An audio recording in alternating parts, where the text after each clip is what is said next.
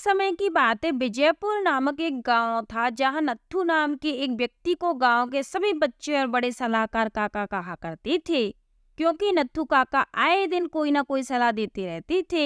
एक दिन गांव के बच्चे नत्थू काका के पास आते हैं और कहते हैं, काका आज की सलाह क्या है। नत्थू काका सलाह देते हुए कहते हैं, पास के गांव में एक मेला लगा हुआ है, तुम सबको वहां जाना चाहिए। मेरा यकीन मानो मजा ही आ जाएगा। सभी बच्चे और बड़े मिलकर जोरों से हंसने लगते हैं। फिर नत्थू काका अपने माथे को खुजलाने लगते हैं और सोच में पड़ जाते हैं कि उन्होंने कुछ ऐसा तो नहीं कह दिया कि यह सब हंस रहे हैं। गांव के सभी लोग कहते हैं, काका का मतलब है कि पास के गांव में एक बहुत बड़ा मेला लगा है और अगर हम सब वहां जाएंगे तो हमें बहुत मजा आएगा। फिर एक व्यक्ति के साथ साथ नत्थू काका भी जोर जोर से हंसने लगते हैं। उन सभी में से एक कहता है, हाँ चलो भाई दोस्तों, हम सब मेले में चलते हैं, बहुत मजा आ जाएगा और कुछ पैसे भी साथ ले चलेंगे। सभी लोग पास के गांव में मेला देखने जाते हैं। उसके बाद गांव का सरपंच सलाह के मामले में नत्थू काका के पास आता है और कहता है, नत्थू काका जरा हमें भी सलाह दे दीजिए। दरअसल उस पीपल के पेड़ के होने से गांव के लोग यहाँ आने से डर रहे हैं। नत्थू काका सलाह देते हुए कहते हैं, क्यों ना लोगों के पेड़ से डर काट दिया जाए, ताकि डर के मन में भूत निकल जाएगा। यह सुनकर गांव का सरपंच सिर खुजलाने लगता है और कहता है, क्या मतलब नत्थू काका। फिर नत्थू काका कहते हैं, मेरा मतलब है गांव से इस पीपल के पेड़ को ही काट देते हैं, ताकि लोगों के मन से भूत का डर निकल जाए। सरपंच कहता है, पर लोग तो इस पीपल के पेड़ से बहुत डरते हैं, तो इस पेड़ को काटेगा कौन। नत्थू काका अपने बगल में रखे पानी के गिलास को उठाते हैं और एक घूंट पानी पीते हुए कहते हैं, मैं इस पेड़ को काट लूंगा। यह सुनकर गांव का सरपंच कहता है, इस उम्र में और आप पेड़ काटेंगे, आप कहीं मजाक तो नहीं कर रहे हैं। नत्थू काका कहते हैं, तुम्हें पता नहीं है, लेकिन मुझ में अभी भी बहुत ताकत है बच्चों। गांव का सरपंच कहता है, तो फिर चलिए नत्थू काका। नत्थू काका सरपंच के पीछे पीछे एक बड़ी सी आरी लेकर चल देते हैं। नत्थू काका पेड़ काटना शुरू कर देते हैं। पेड़ काटते काटते दोपहर का वक्त हो जाता है और वह थककर पेड़ को आधा कटा हुआ छोड़कर ही वहां से घर की तरफ जाने लगते हैं। रास्ते में उनका पड़ोसी मुंशी उनसे टकराता है। क्यों भाई नत्थू, आज कौन सी सलाह दे रहा है। थोड़ी देर सोचने के बाद नत्थू काका ने कहा, भाई गहनों और पैसों में जहर है। यह सुनकर मुंशी कहता है, भाई अच्छा रहेगा कि तुम ऐसी फालतू की सलाह देना बंद कर दो। नत्थू काका हैरान हो जाते हैं कि आखिर उन्होंने ऐसा क्यों कह दिया। इसके बाद मुंशी वहां से चला जाता है। नत्थू काका इस बात को गांव के लोगों को बताना शुरू करते हैं, लेकिन सभी गांव वाले उनका मजाक उड़ाने लगते हैं। गांव में एक जगह पेड़ के नीचे बैठे दो चोर लोगों का एक समूह नत्थू काका के बारे में बात कर रहा था। आजकल नत्थू काका पागल से हो गए हैं, आए दिन कोई ना कोई अजीब सी सलाह देते रहते हैं। इधर नत्थू काका अपने घर पहुंचते हैं। नत्थू काका की पत्नी कहती है, अच्छा आ गए अपनी फालतू की सलाह बांट कर, आज कौन सी सलाह देकर आए हो। सारे दिन यही फालतू के काम करते रहते हो। कितनी बार कहा है कि दो पैसों का जुगाड़ भी कर लिया करो, लेकिन नहीं, वह तो तुमसे होने से रहा। नत्थू काका बोले, इंसान हारा थका घर वापस आया है, लेकिन तुम खाना पूछने की वजह से डांट रही हो। नत्थू काका की पत्नी ने कहा, तो और क्या खिलाऊं, सारे पैसे तो तुमने जुए की लत में उड़ा दिए हैं। नत्थू काका बोले, अगर ऐसा ही है तो तुम कुछ क्यों नहीं कर लेती। नत्थू काका की पत्नी बोली, अब बस यही रह गया है, घर का काम भी मैं ही करूं और बाहर का भी मैं ही करूं। सच कह रही हूं, अगर तुम अपनी इन बुरी आदतों से बाज नहीं आए ना, तो मैं सब कुछ छोड़कर अपने मायके चली जाऊंगी। नत्थू काका ने कहा, हाँ हाँ चली जाओ, तुम्हारे मायके में कौन सा कुबेर का खजाना रखा है। नत्थू काका और उनकी पत्नी निर्मला में हमेशा छोटी मोटी बातों पर कहासुनी चलती रहती थी। निर्मला कभी भी नत्थू काका को निठल्ले होने का ताना देती रहती थी। नत्थू काका भी इस रोज रोज की लड़ाई से बहुत तंग आ चुके थे। बहुत दुखी होने के बाद और बहुत सोचने के बाद नत्थू काका को एक युक्ति सूझी।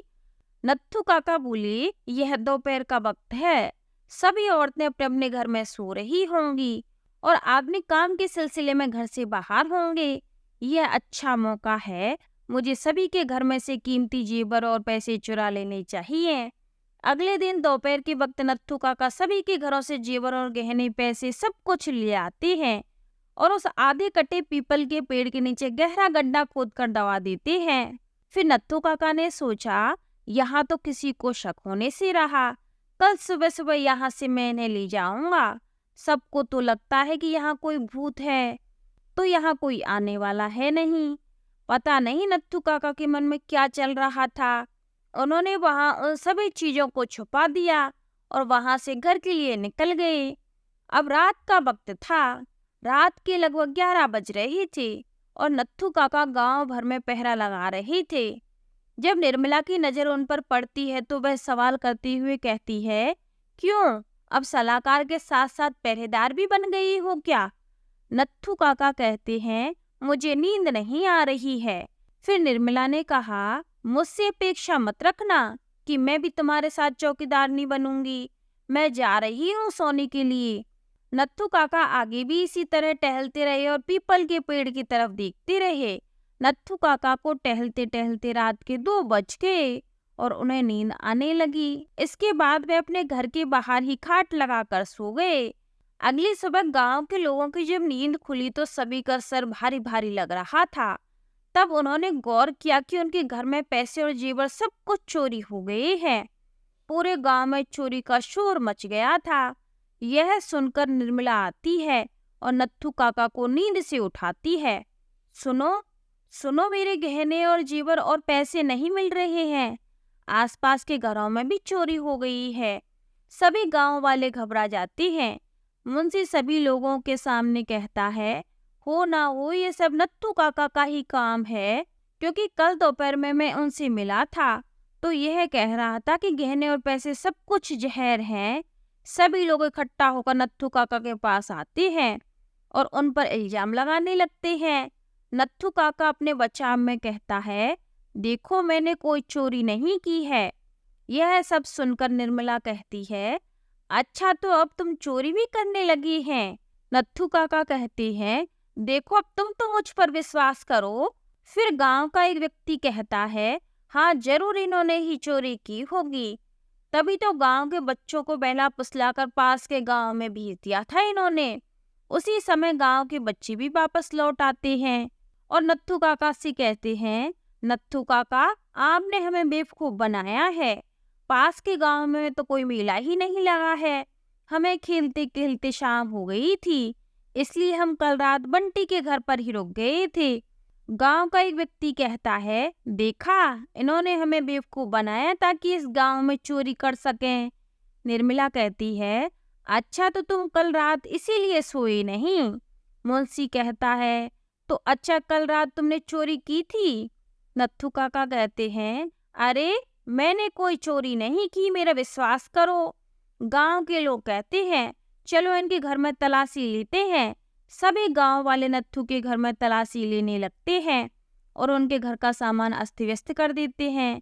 तभी बच्चों की नजर पीपल के पेड़ की ओर पड़ती है, जो कि आधा कटा और जमीन पर पड़ा हुआ था, जिसके नीचे 2 आदमी दबे हुए थे। तभी वे बच्चे कहते हैं, यह 2 आदमी।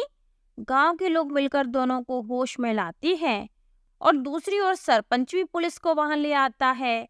उन दोनों लड़कों के नाम कप्तान और संपत थे।